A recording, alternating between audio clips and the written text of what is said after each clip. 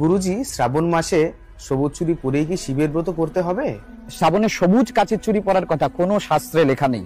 যারা শ্রাবণে সবুজ কাচের চুড়ি পরার সাপেক্ষে যুক্তি দিচ্ছে, আমি জানি না তারা কোন গ্রন্থ থেকে যুক্তি দিচ্ছে।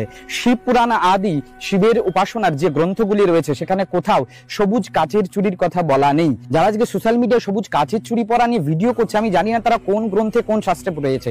তারা বলছে যে গ্রন্থে আছে, শাস্ত্রে আছে।